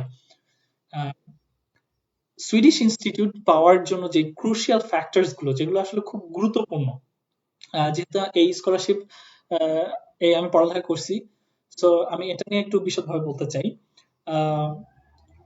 প্রত্যেক বছরে কিছু না কিছু পরিবর্তন আসছে। তো সামনে বছর কি পরিবর্তন আসবে এটা আসলে ডিসেম্বর মাসে এটা ওরা নতুন ভাবে সবকিছু ওপেন করে। সো ডিসেম্বর মাসে আপনি জানতে পারবেন যে কোন ক্রাইটেরিয়া গুলো চেঞ্জ হচ্ছে। বাট ওভারঅল মেইনলি যে জিনিসগুলো লাগে সেটা হলো যে 3000 ঘন্টার আপনার ওয়ার্ক এক্সপিরিয়েন্স শো করতে হবে। এটা পার্ট টাইম ওয়ার্ক এক্সপিরিয়েন্স হতে পারে, এটা হতে পারে আপনার কোনো ভলান্টারি কাজ, এটা হতে পারে ফ্রিল্যান্সার কাজ, অথবা ফুল টাইম কাজ। সো আপনার এরকম চাকরির অভিজ্ঞতা লাগবে। যেমন আমি যখন অ্যাপ্লাই করছিলাম তখন আসলে এই জিনিসটা গ্লোবাল প্রফেশনালসদের জন্য ছিল না, এটা জাস্ট সুইডিশ ইনস্টিটিউট স্কলারশিপ ছিল, যেখানে আমরা যে ইউনিভার্সিটি ক্লাস করি, যে ভলান্টারি কাজগুলো করি, এগুলো অ্যাকসেপ্টেড ছিল। বাট গত বছর থেকে এটা গ্লোবাল প্রফেশনালস নাম দেওয়ার পরে ওরা চায় যে প্রফেশনালসদেরকে স্কলারশিপ গুলো দিতে। সো যারা যাদের চাকরির অভিজ্ঞতা আছে মূলত তাদেরকে টার্গেট করে এই স্কলারশিপটা ওপেন করা, এবং তারা চায় যে লিডারদেরকে নিয়ে আসবে এবং লিডারদেরকে তাদের কান্ট্রিতে পড়ালেখা করাবে। লিডার বলতে আপনার কোনো লিডারশিপ এক্সপিরিয়েন্স আছে, ধরেন যে আপনি আপনি যে জবটা করছেন এই জবে আপনি একজন ম্যানেজার, আপনি হয়তো 10 জনের টিম ম্যানেজ করেন বা 5 জনের একটা টিম ম্যানেজ করেন, অথবা আপনি হয়তো ইউনিভার্সিটি টিচার, যেখানে আপনি হয়তো কোনো একটা ব্যাচের ক্যারিয়ার অ্যাডভাইজার, আর আপনি কোনো একটা কোর্স লিড করছেন। সো এগুলো সবই আসলে লিডারশিপ এক্সপিরিয়েন্স। এরকম এই এক্সপিরিয়েন্স সমৃদ্ধ মানুষজনকে তারা চায়, এবং আপনাকে সেই লিডারশিপ এক্সপিরিয়েন্স গুলো শো করতে হবে। রিলেভেন্স অফ অ্যাপ্লিকেশন, এটা খুবই গুরুত্বপূর্ণ। এটা একটু পরিষ্কারভাবে না বললে হয়তো সবাই বুঝতে পারবেন না। যেমন মনে করুন যে আপনি সাস্টেইনেবল ডেভেলপমেন্ট প্রোগ্রামটাতে অ্যাপ্লাই করছেন। উপসালা ইউনিভার্সিটির একটা অসাধারণ একটা প্রোগ্রাম, খুবই ভালো। এখন আপনি যে অ্যাপ্লিকেশনটা করলেন, আপনাকে দেখা যাচ্ছে যে আপনার প্রোফাইলটা হয়তো সায়েন্স বেসড কোনো একটা সাবজেক্টে আপনি পড়ালেখা করছেন, এবং সেখান থেকে সেই প্রোফাইলটা থেকে আপনি অ্যাপ্লাই করছেন। আপনি সাস্টেইনেবল ডেভেলপমেন্ট অ্যাপ্লাই করছেন, বাট আপনার কোনো ব্যাকগ্রাউন্ড নাই সাস্টেইনেবল ডেভেলপমেন্ট রিলেটেড কাজ করার, বা আপনি হয়তো আপনার সিভি বা প্রোফাইলে সাজাচ্ছেন না সেভাবে যাতে বোঝানো যায় যে হ্যাঁ আপনি সায়েন্স বেসড কোনো একটা কাজ করাতো, বাট আপনার ফোকাসটা ছিল সাস্টেইনেবল ডেভেলপমেন্ট। এই সাজানোটা যদি আপনি ভালোভাবে করতে না পারেন তাহলে আসলে স্কলারশিপ পাওয়া যাবে না। কারণ ওরা যখন আপনার অ্যাপ্লিকেশনটা রিসিভ করবে, ওরা ফার্স্টে যেটা দেখতে চাবে সেটা হলো যে এই মানুষটা সাস্টেইনেবল ডেভেলপমেন্ট ব্যাকগ্রাউন্ডের কিনা। আপনার ব্যাকগ্রাউন্ড হুবহু এটা না হলেও আপনাকে সেভাবে সাজাতে হবে। হ্যাঁ, যেমন মনে করেন যে আমি যখন এই প্রোগ্রামটাতে অ্যাপ্লাই করছিলাম তখন আমি কি লিখছি, আমি মোটিভেশনাল লিখছি যে আমি ডেভেলপমেন্ট ইকোনমিক্স করছি, সেগুলোর ডেভেলপমেন্ট রিলেটেড কাজগুলো করছি, আমি বিভিন্ন ভলান্টারি সোশ্যাল ডেভেলপমেন্টে কাজ করছি, যেখানে আমি এসডিজির বিভিন্ন ইস্যুস নিয়ে আমি কাজ করছি। সো এই জিনিসগুলোকে একত্রিত করে আপনার প্রোফাইলটাকে সাজালে তখন এই প্রোফাইলটা খুবই স্ট্রং হয়। এবং এই যে রিলেভেন্স অফ অ্যাপ্লিকেশন, আপনি যে সাবজেক্টটাতে অ্যাপ্লাই করতেছেন এটার সাথে আপনার আপনার নিজের প্রোফাইলটাকে মোল্ড করতে হবে এই প্রোফাইলটার সাথে ম্যাচ করানোর জন্য, যেটা খুবই গুরুত্বপূর্ণ স্কলারশিপ পাওয়ার ক্ষেত্রে। মোটিভেশন লেটার আপনাকে সেই জিনিসটা করতে সাহায্য করে। প্রফেশনাল এবং একাডেমিক রিকমেন্ডেশন লাগে, দুটো রিকমেন্ডেশন লেটার লাগবে। এটা খুবই ভালো হয় যদি আপনি প্রফেশনাল যেখানে জব করছেন সেখান থেকে একটা নেবেন, এবং আপনার কোনো একটা একাডেমিক প্রফেসরের কাছ থেকে নেবেন। এবং ব্যালেন্সড সিভি নিয়ে যেটা বলছি, রিলেভেন্স অফ অ্যাপ্লিকেশনের সাথে ওটা কাইন্ড অফ রিলেটেড। এই ব্যালেন্স সিভিটা আসলে আপনাকে স্কলারশিপ পাওয়ার ক্ষেত্রে অনেক আগিয়ে রাখবে। সো সুইডিশ ইনস্টিটিউট স্কলারশিপ নিয়ে যদি আপনাদের কোনো প্রশ্ন থাকে তাহলে প্রশ্নগুলো লিখতে পারেন, আমি কুইকলি কিছু প্রশ্নের অ্যান্সার দিব। সরি সরি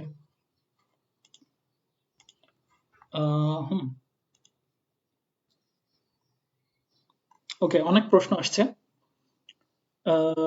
হুম হুম হুম Oops. আহ,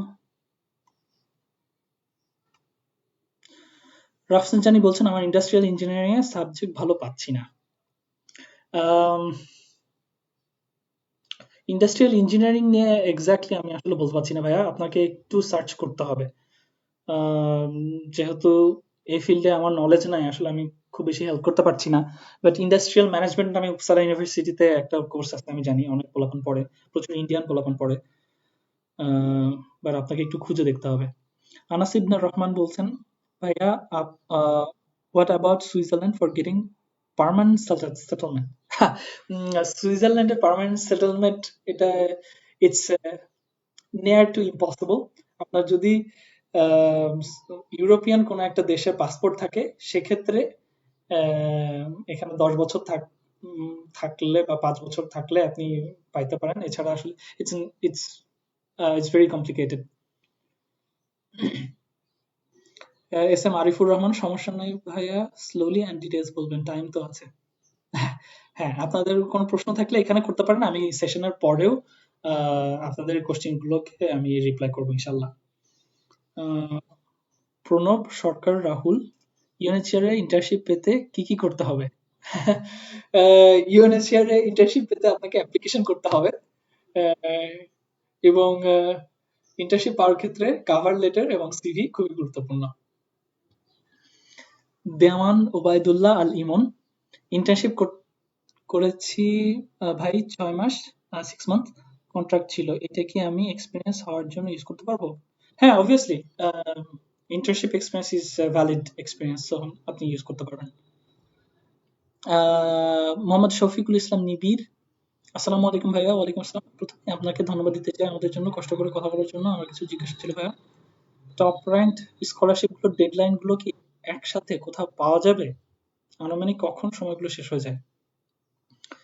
এটা বলতে পারছি না। যেমন ইউরোপের অধিকাংশ scholarship for false or autumn session, যেটা সেপ্টেম্বর অগাস্ট এর দিকে শুরু হয়, এগুলোর ডেডলাইন জানুয়ারিতে থাকে, অধিকাংশই 15 জানুয়ারির আগে থাকে। কিছু কিছু অ্যাপ্লিকেশন 15 ডিসেম্বরের দিকে থাকে। সো অ্যাপ্লিকেশন স্টার্ট হয় মেইনলি অক্টোবর থেকে, অক্টোবর থেকে জানুয়ারি পর্যন্ত। এটা হলো যে আপনার মেইন টাইম অ্যাপ্লিকেশন করার। But list with scholarship deadline, এটা আসলে আপনাকে খুঁজে খুঁজে বের করে তৈরি করতে হবে। নিজে তৈরি করলে সেটাই সব থেকে ভালো। আমার জানা নেই কোথাও আছে কিনা। বৃত্তির জন্য অ্যাপ্লাই করার আগে আমি যেখানে যাচ্ছি পড়াশোনা করতে, সেখানে কি কি ঠিক করে যেতে হবে আমাকে, যেমন সুপারভাইজার ঠিক করা ইত্যাদি? ইউরোপের অধিকাংশ মাস্টার্স প্রোগ্রামের জন্য স্কলারশিপের জন্য আপনার সুপারভাইজার ঠিক করা লাগে না, আপনাকে ডিরেক্ট স্কলারশিপে অ্যাপ্লাই করতে হবে, অ্যাডমিশনে অ্যাপ্লাই করতে হবে। সুপারভাইজার ঠিক করার প্রয়োজন নেই সাধারণত। কোনো স্পেসিফিক প্রোগ্রামে লাগতে পারে, আমি সেটা সম্পর্কে বলছি না এখানে। রাফসান জানি, অ্যাডমিশন হবার পর স্কলারশিপের জন্য অ্যাপ্লাই করতে হয় নাকি একসাথে দুইটা অ্যাপ্লিকেশন করা লাগে? এটা আসলে বিভিন্ন কান্ট্রি এবং স্কলারশিপ প্রোগ্রাম ওয়াইজ ভ্যারি করে। যেরকম আপনার ইরাসমাস মুন্ডাস এর সম্পর্কে বলবো, সেখানে আপনার একটা অ্যাপ্লিকেশনে দুটা কাজ হবে। সুইডিশ ইনস্টিটিউট স্কলারশিপের জন্য আপনাকে দুইটা সেপারেট অ্যাপ্লিকেশন করতে হয়। সো এটা স্কলারশিপ টাইপ ওয়াইজ ভ্যারি করে। দেওয়ান ওবায়দুল্লাহ আল ইমন, ওয়ার্ক এক্সপিরিয়েন্স এর জন্য সার্টিফিকেট দিতে হবে? হ্যাঁ, ওদের সুইডিশ ইনস্টিটিউটের ওয়ার্ক এক্সপিরিয়েন্স শো করার জন্য আপনার ওদের নিজস্ব একটা টেমপ্লেট আছে, ওই টেমপ্লেট ফিল আপ করে আপনার এমপ্লয়ারের কাছ থেকে আপনার সাইন করে নিয়ে আসতে হবে। প্রণব সরকার রাহুল, ইউনিভার্সিটির ইন্টার্নশিপ পেতে কি কি করতে হবে, অ্যাপ্লাই করতে হবে? ব্যাচেলার্স, দেওয়ান ওবায়দুল্লাহ আল ইমন, ব্যাচেলার্স আর ট্রান্সক্রিপ্ট ইউনিভার্সিটি থ্রুতে হার্ড কপি দিব, এটা একটু ডিটেলস বলেন। যেটা করতে হয়, সুইডেনে অ্যাপ্লিকেশন করার জন্য আপনার ইউনিভার্সিটির খাম আছে। যেরকম আমি ঢাকা ইউনিভার্সিটি সম্পর্কে বলতে পারি, যে ঢাকা ইউনিভার্সিটির একটা খাম আছে, যেটা 305 নম্বর রুমে কিনতে পাওয়া যায়, যে সেম জায়গা যেখান থেকে আপনি ট্রান্সক্রিপ্ট তুলেন। আহ, যেটা করতে হয়, অফিসিয়াল নিয়ম যেটা, যে আপনার ইউনিভার্সিটি আপনার হয়ে ট্রান্সক্রিপ্টটা ওই খামের মধ্যে করে সুইডেনকে পাঠাবে, সুইডেনের ওই ডেজিগনেটেড জায়গাটাতে পাঠাবে।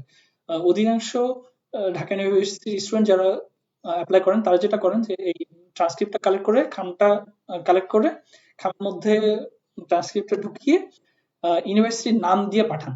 এটা হচ্ছে মোর রিলায়েবল, যার কারণে অনেকেই করেন।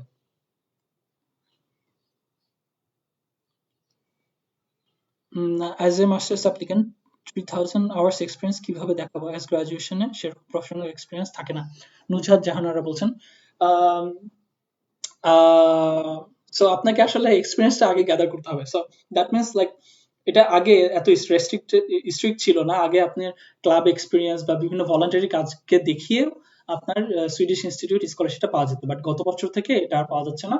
সো আপনার গ্রাজুয়েশনের পরে আপনাকে অ্যাটলিস্ট 2 বছর কাজ করার অভিজ্ঞতা লাগবে, যেটা 2 বছর is close two 3000 hours. So সেটা আপনাকে দেখাতে হবে। এছাড়া আসলে আর কোনো উপায় আমি দেখছি না কিছু। এছাড়া আপনি যদি পার্ট টাইম জব করে থাকেন, ধরেন যে 4 বছর পড়ালেখা করলেন, পার্ট টাইম জব করলেন পুরো 4 বছর, এই পার্ট টাইম জবগুলোকে আপনি শো করে যদি 3000 ঘন্টা হয় তাহলে আপনি অ্যাপ্লাই করতে পারেন। আমি সাজেস্ট করবো যে সুইডিশ ইনস্টিটিউট স্কলারশিপের ওয়েবসাইটে গিয়ে আপনার রিকোয়ারমেন্টস গুলো একটু দেখেন। ওখানে ডিটেলসে লেখা আছে যে এক্সপিরিয়েন্স সম্পর্কে, লিডারশিপ এক্সপিরিয়েন্স সম্পর্কে, সেখান থেকে আপনারা জেনে নিতে পারেন। ব্যাচেলার্স শেষ হওয়ার সাথে সাথে কি এসএসজিপি এর জন্য অ্যাপ্লাই করা যাবে যদি ব্যাচেলার্স থাকা অবস্থায় পার্ট টাইম জব থাকে? এস এম আরিফুর রহমান, হ্যাঁ, পার্ট টাইম জবে যদি আপনি 3000 ঘন্টা থাকে আপনার, তাহলে আপনি অ্যাপ্লাই করতে পারবেন। ওকে, I should move fast. Scholarship, Erasmus Mundus. So Erasmus Mundus scholarship এটাও সিমিলার টু এসআই স্কলারশিপ, 2 বছরের মাস্টার্স প্রোগ্রাম। আপনার প্রত্যেক মাসে 1000 ইউরো করে দিবে, যেটা হচ্ছে প্রায় 90,000 টাকা পার মান্থ। ট্রাভেলের জন্য যেহেতু আপনাকে একাধিক ইউনিভার্সিটিতে পড়তে হবে, যেমন 4টা সেমিস্টার 2 বছরের প্রোগ্রামে 4টা সেমিস্টারে আপনার 4টা ডিফারেন্ট ইউনিভার্সিটি বা 4টা ডিফারেন্ট কান্ট্রিতে পড়ালেখা করতে হতে পারে। তো সেক্ষেত্রে আপনার প্রত্যেক সেমিস্টারে আপনাকে ট্রাভেল করে অন্য কান্ট্রিতে যেতে হবে, অন্য ইউনিভার্সিটিতে যেতে হবে, যার কারণে ওরা ট্রাভেল একটা huge amount of travel cost দেয়, যেটা হলো যে 3000 ইউরো পার ইয়ার, যেটা ক্লোজ টু 2.5 লাখ টাকার মতো পার ইয়ার। 2 বছরে এটা আপনি পাবেন 6000 ইউরো। হেলথ ইন্স্যুরেন্স পাবেন, নো টিউশন ফিস, আপনার মাল্টিপল ইউনিভার্সিটিতে পড়ালেখা করতে হবে যেটা বললাম, এবং শুরুতে আপনাকে 1000 ইউরো ইনস্টলেশন ফি হিসাবে দেবে। যখন আপনি ইউরোপে আসবেন তখন আপনার নিজেকে গুছিয়ে ওঠার জন্য এই খরচটা দিবে আপনাকে। অ্যাপ্লিকেশন প্রসিডিওর, এটা প্রত্যেকটা প্রোগ্রাম ওয়াইজ ডিফারেন্ট। আপনারা যদি ওই এসআই এর ক্ষেত্রেও এবং এটার ক্ষেত্রেও আপনারা যদি ইউরোপের যে লোগোটা দেখছেন এই লোগোর উপর ক্লিক করেন, তাহলে আপনারা ওই লিস্টটা পাবেন, স্কলারশিপের লিস্টটা। এসআই স্কলারশিপের লোগোটার উপর ক্লিক করলে আপনারা এসআই স্কলারশিপের ওয়েব পেজে চলে যেতে পারবেন। আমি এই স্লাইডগুলো পরে কমেন্টে আপলোড করে দিব, লিঙ্কটা দিয়ে দিব, আপনারা ডাউনলোড করতে পারেন। সো এটা আসলে বিভিন্ন ইরাসমসের ক্যাটালগ আছে, বিভিন্ন প্রোগ্রাম এই ইরাসমসের আওতায় আছে। প্রত্যেকটা প্রোগ্রাম ওয়াইজ এটা আসলে ভ্যারি করে যে অ্যাপ্লিকেশনটা কি রকম হবে। আমি এখানে জাস্ট একটা খসড়া দিছি, এটা প্রত্যেকটার জন্যই যে সঠিক হবে তা নয়। যেমন আপনার একটা অ্যাপ্লিকেশনেই আপনি ইরাসমসের ক্ষেত্রে একজন প্রশ্ন করেছিলেন যে একাধিক অ্যাপ্লিকেশন করতে হয় কিনা। সো আমার জানা মতে এটা ভ্যারি করে, প্রোগ্রাম ওয়াইজ ভ্যারি করে, বাট কিছু কিছু প্রোগ্রামে একটা অ্যাপ্লিকেশনে আপনার অ্যাডমিশন এবং স্কলারশিপ দুটোর জন্য অ্যাপ্লিকেশন হয়ে যায়।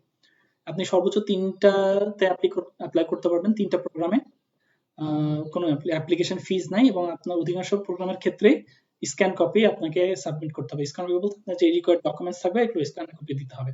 ডেডলাইনও ভ্যারি করে, তবে অধিকাংশই ফেব্রুয়ারি আগেই শেষ হয়ে যায়, বা starting from end November to end January, most cases. Crucial factors, research experience লাগে, যেহেতু এটা রিসার্চ বেসড স্কলারশিপ বা হচ্ছে আপনার এডুকেশন বেসড, আপনি স্কিল বেসড স্কলারশিপ, আপনার কোয়ালিটির উপর, রিসার্চ কোয়ালিটি বা এডুকেশন কোয়ালিটির উপরে বেস করে স্কলারশিপটা দিবে। সেক্ষেত্রে রিসার্চ এক্সপিরিয়েন্স অনেক হেল্প করতে পারে। আপনার থিসিস বা রিসার্চ পেপার থাকলে সেটা অনেক হেল্প করতে পারে। সিজিপিএ আপনাকে হেল্প করবে যদি অনেক হাই সিজিপিএ থাকে, তবে অনেক লো সিজিপিএও প্রচুর মানুষজন ইরাসমস পাচ্ছে, এবং আমার জানার মধ্যেও বিলো 3 সিজিপিএ নিয়েও ইরাসমস মুন্ডুস স্কলারশিপটা পেয়েছে, সেই উদাহরণ আছে। এবং আমার নিজেরও, তো আমি যেটা বললাম যে আমার অত হাই সিজিপিএ ছিল না, তো আমি বলবো যে ইরাসমস অন্যতম ফেমাস একটা স্কলারশিপ ইন ইউরোপ। এবং আপনারা দেখতে পাচ্ছেন যে সিজিপি আসলে নট দ্যাট মাচ আপনাকে ভ্যালুয়েট করবে, অবশ্যই ভ্যালুয়েট করবে, কিন্তু not that much.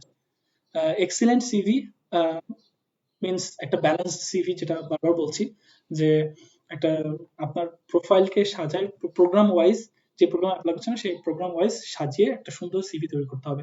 IELTS score যত বেশি থাকবে তত ভালো। একাডেমিক রিকমেন্ডেশন লেটার লাগে অধিকাংশ ক্ষেত্রেই।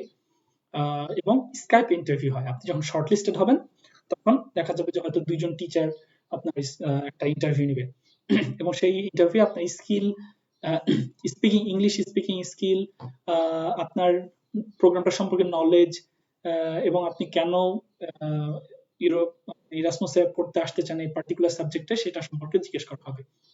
সো এই জিনিসগুলো মেইনলি গুরুত্বপূর্ণ। আমি খুব কুইকলি কমেন্টস গুলো একটু দেখে নিব।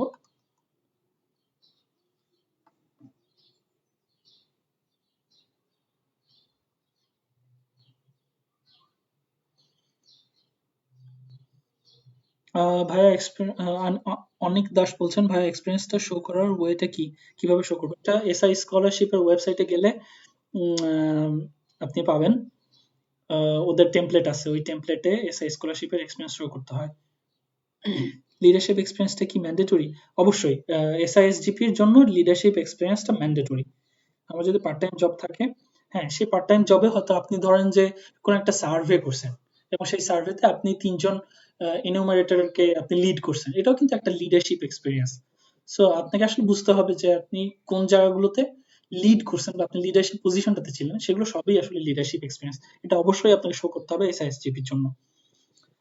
দেওয়ান ওবায়দুল্লাহ বলছেন, after concluding the session can you please share your email address, thanks in advance ভাই। হ্যাঁ ইমেল অ্যাড্রেস আমি শেয়ার করবো ইনশাল্লাহ। ফাইরুজ মো বলছেন, তাসমিন ওকে, আরেকজনকে রিকমেন্ড করছেন, অনেক ধন্যবাদ। ওকে, সো নেক্সট আমি যে স্কলারশিপ সম্পর্কে বলবো সেটা হলো টার্কি উর্সুলারি স্কলারশিপ। আসলে আমি মেইনলি এই 3টা স্কলারশিপ প্রোগ্রাম নিয়ে কথা বলতে চাচ্ছি এই কারণে যে আমি শুধুমাত্র এই 3টা স্কলারশিপে অ্যাপ্লাই করছি। সো এর বাইরে আসলে আমার জানাশোনার পরিধি অনেক কম, অনেক ছোট।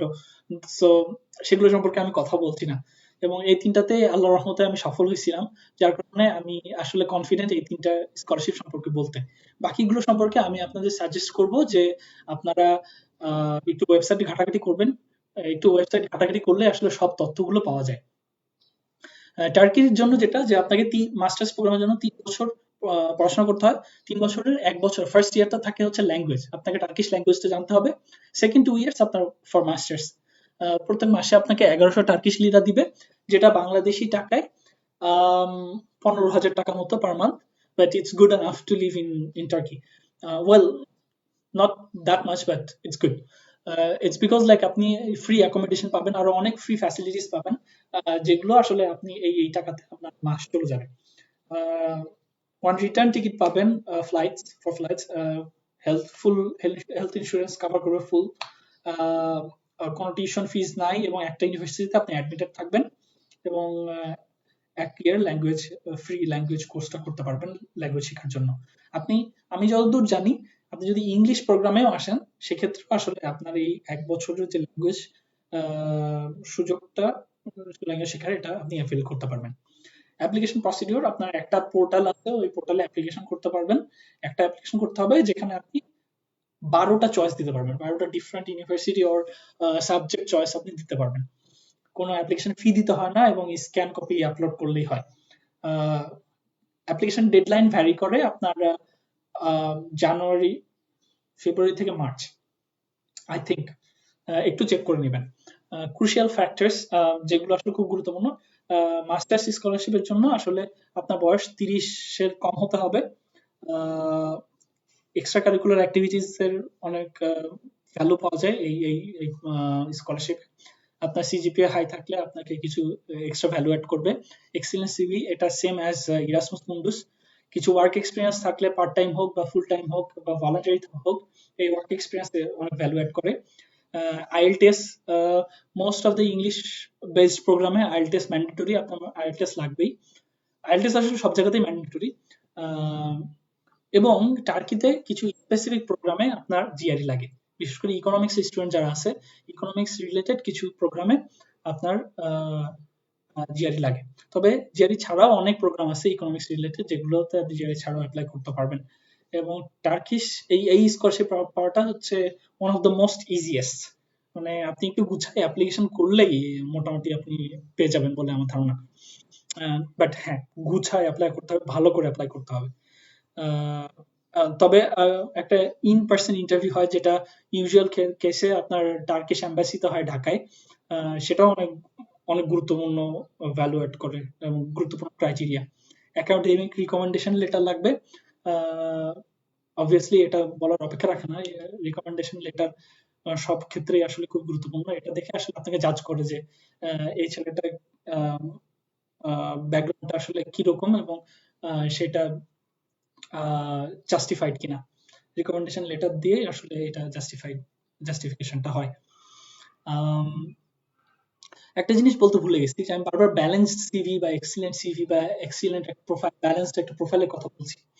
সো যে জিনিসটা বলা দরকার, প্রত্যেকটা জিনিস, প্রত্যেকটা ইনস্ট্রুমেন্ট মিনস প্রত্যেকটা ডকুমেন্ট। ফর এক্সাম্পল আপনার ট্রান্সক্রিপ্ট, আপনার মোটিভেশন লেটার, আপনার রিকমেন্ডেশন লেটার, আপনার সিভি বা যেই জিনিসগুলো আপনি সাবমিট করবেন, এগুলো প্রত্যেকটা একত্রিত ভাবে যাতে একটা ভাইব দেয়। কি ভাইব? আপনি যে প্রোগ্রামটাতে অ্যাপ্লাই করতেছেন সেই প্রোগ্রামের জন্য আপনি অ্যাপ্রোপ্রিয়েট। এই সব যে জিনিসগুলো, এই সব জিনিসগুলোকে আপনাকে সেভাবে সাজাতে হবে এবং স্ট্রাকচার গুলো সাজাতে হবে। যেমন মনে করেন যে আপনি বলছেন যে আপনি আপনার মোটিভেশন লেটার লিখছেন যে আমি অনেক সোশ্যাল অ্যাক্টিভিটি করছি, আমি ডেভেলপমেন্টের জন্য এই সোশ্যাল অ্যাক্টিভিটি গুলো করার মাধ্যমে আমি অনেক ইন্টারেস্টেড ফিল করছি যে এই রিলেটেড কাজে আমি ক্যারিয়ার করতে চাই, যার কারণে আমি এই রিলেটেড ফিল্ডে অ্যাপ্লাই করছি। কিন্তু আপনি যখন একটা রিকমেন্ডেশন লেটার নিলেন, সেই রিকমেন্ডেশন লেটারে কোথাও লেখা নাই যে আপনি আসলে ডেভেলপমেন্ট রিলেটেড কাজে আগ্রহী। কোথাও মানে পুরো রিকমেন্ডেশন লেটার কোনোটাতেই আসলে এটা বোঝা যাচ্ছে না। তাহলে কি হলো? এটা একটা ইমব্যালেন্স একটা প্রোফাইল হলো। এটা আপনি যেই জিনিসগুলো ক্লেম করছেন সেটাকে জাস্টিফাই করে না। সো আপনি যখন মোটিভেশন লেটার বা হচ্ছে এসওপি, স্টেটমেন্ট অফ পারপাস, একই জিনিস লিখবেন, তখন আপনাকে আসলে এটা মাথায় রাখতে হবে যে আপনি যখন রিকমেন্ডেশন লেটার নিচ্ছেন সেগুলো যাতে এই জিনিসগুলোকে জাস্টিফাই করে, একটা রিফ্লেকশন থাকে, প্রত্যেকটা জিনিস যাতে একটা অপরটার কমপ্লিমেন্টারি হয়।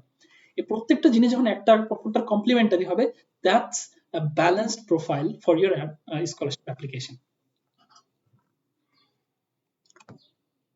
Yes. So আমি 5 মিনিট লেট হয়ে গেছি, 1 ঘন্টার মধ্যে শেষ করতে চাইছিলাম, বাট এখন আপনাদের প্রশ্নগুলো আমি অ্যান্সার করবো। আপনাদের যত রকম প্রশ্ন আছে আপনারা করতে পারেন। আমি আরো কিছু বেশি সময় নিব আপনাদের প্রশ্নগুলো অ্যান্সার করার জন্য। সো আপনাদের যে কোনো ধরনের প্রশ্ন, যে কোনো যেটা রিলেটেড, যেটা ইচ্ছা আপনারা এখন করতে পারেন। প্রশ্নগুলো করতে থাকেন, আমি একটা একটা করে উত্তর দেওয়ার চেষ্টা করব। So let's see questions. Oops, wait. Here it goes.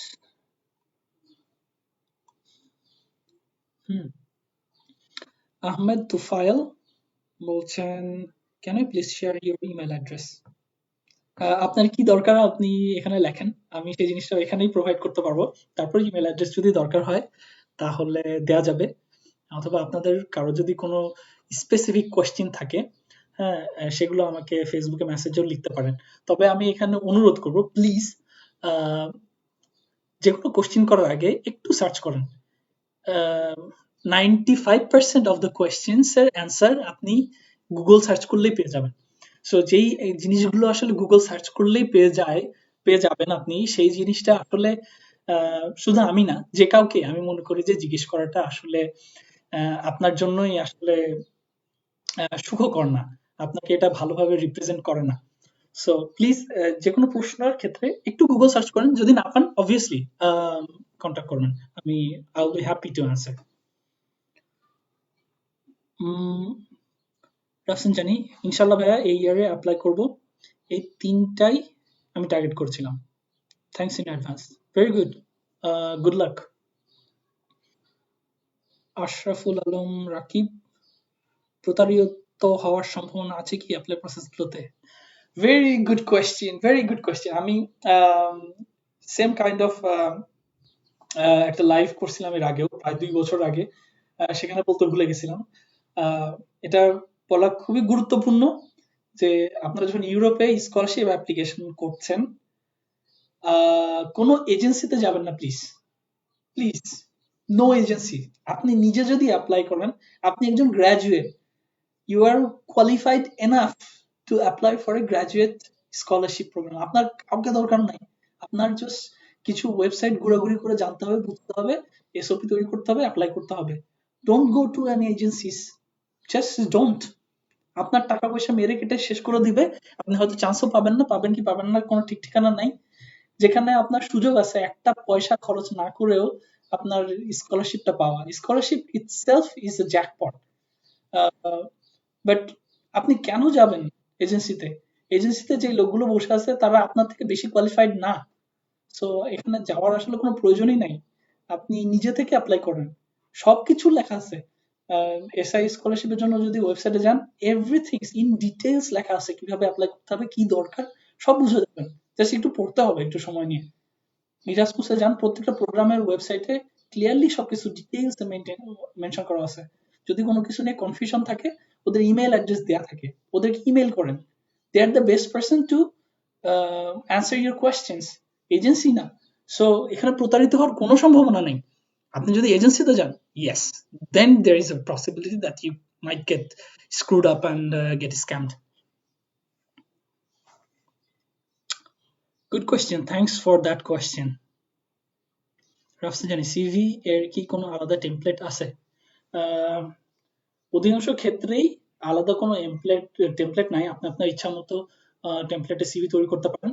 But আমি সাজেস্ট করবো ইউরোপাস সিভিটা ইউজ করার জন্য। It's a good one. আমি পার্সোনালি আই লাইক ইট। তো এবং কিছু কিছু প্রোগ্রামে হয়তো স্পেসিফিক ভাবে বলে দেওয়া থাকবে যে ইউরোপাস সিভি ইউজ করতে হবে, সেক্ষেত্রে আপনাকে করতেই হবে। আদারওয়াইজ আপনি যে কোনো টেমপ্লেটে আপনি সিভিটা তৈরি করতে পারেন।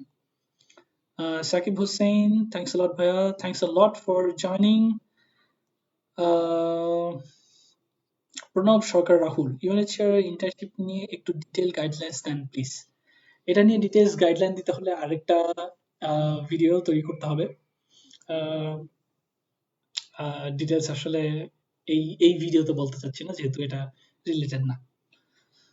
Thanks a lot for your time ভাইয়া। নিধুয়া ফেরদৌস, ওয়েলকাম। আমি হাঁপাই গেছি, পানি খাই। রুকাইয়া রুকু, ভাইয়া আপনি তিনটা স্কলারশিপে কি পেয়েছিলেন? তিনটা স্কলারশিপে কি পেয়েছিলেন?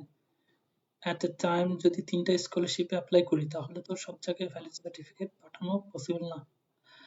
জি, আমি তিনটা স্কলারশিপ পাইছিলাম আলহামদুলিল্লাহ। বাট আপনাকে তো কোথাও সার্টিফিকেটের মেইন কপি পাঠাতে হবে না। আপনি ফটোকপি পাঠাবেন সবসময়, ভেরিফাইড কপি, যেটা আপনি ঢাকা ভার্সিটি স্টুডেন্ট হলে ওই 305 নম্বর রুমের রেজিস্টার বিল্ডিং এর ওখানে আপনি ট্রান্সক্রিপ্টের ফটোকপি নিয়ে গিয়ে ভেরিফাইড করে নিতে পারবেন। ওখানে ওখানে গিয়ে বললেই, যে ফটোকপি করে নিয়ে যে বলবেন যে আমি এটা ভেরিফাইড করতে চাই, ওরা ভেরিফাইড করে দিবে। আপনি সেই ভেরিফাইড ফটোকপি পাঠাবেন, মেইন কপি কোথাও পাঠাবেন না, জীবনেও পাঠাবেন না main copy.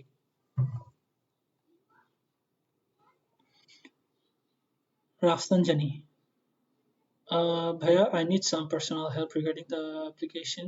If you can give the email address or API ID, then it would be helpful.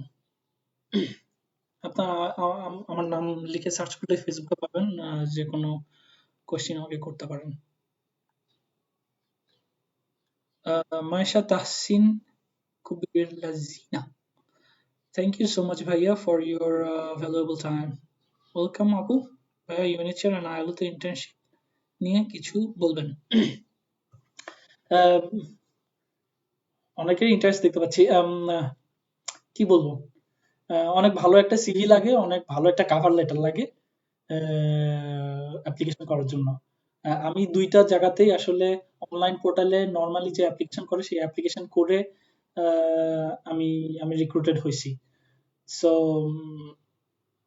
Several stages থাকে, যেমন আপনার অ্যাপ্লিকেশন করলে শর্টলিস্টেড হলে দেন একটা রিটেন এক্সাম হতে পারে, ভাইবা হতে পারে। এ দুটোই হয়েছিল আমার দুটার ক্ষেত্রেই। তারপরে ওরা কনফার্মেশন জানায়, রিটেন এক্সাম তারপরে ভাইবা, মানে ইন্টারভিউ। এই দুটা হওয়ার পরে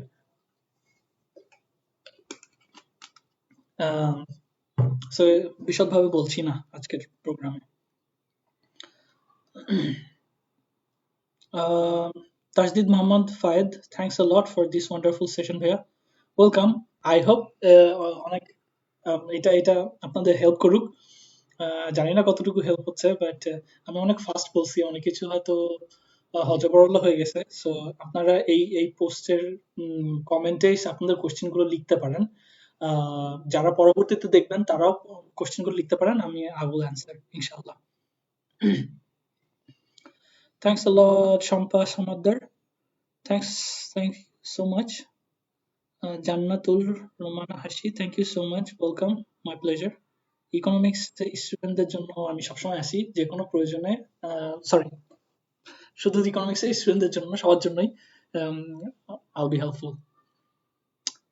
Thank you so much, Jannat. Anas Ibn Rahman, thanks a lot, Bhaiya, for giving such an opportunity. Welcome. Alvikan, thanks, bhai, for this lively discussion. Welcome. I feel happy now. It was a lively session. Thanks all for joining. Said Akram Hussain, many thanks for giving us a beautiful session there. Very good. আপনাদের আরো কোনো question থাকলে পরবর্তীতে যারা দেখবেন তাদেরও যদি কোনো কোশ্চেন থাকে এই কমেন্টে লিখে দেন। I will try to answer. And thank you so much everyone for joining. Hopefully it was helpful, or it could be helpful for you for application. And Europe অনেক অ্যামেজিং জায়গা, অনেক ভালো জায়গা। আপনারা পড়তে আসুন, স্কলারশিপ নিয়ে পড়তে আসুন, টাকা খরচ করে পড়তে আসার কোনো প্রয়োজন নাই। যেখানে স্কলারশিপ পাওয়া যায় সেখানে টাকা খরচ করা আসলে প্রশ্নই ওঠে না। সো আমি সবাইকে অনুগ্রহ করে আবেদন জানাতে চাই যে আপনারা স্কলারশিপে পড়তে আসুন। নিজে টাকা পয়সা খরচ করে পড়তে আসার আসলে প্রয়োজন আমি দেখি না। So welcome to Europe everyone. So আজকের লাইভ এখানেই শেষ করছি। অনেক ধন্যবাদ ইকোনমিক্স ক্যারিয়ার অ্যালায়েন্সকে আমাকে আজকের এই অনুষ্ঠানে আমন্ত্রণ জানানোর জন্য। ধন্যবাদ জোহান আকরামকে এবং ইকোনমিক্স ক্যারিয়ার অ্যালায়েন্সের অন্য সকল সদস্যদেরকে আন্তরিকভাবে শুভেচ্ছা এবং সবার জন্য good luck. Thank you so much. Need to end the live.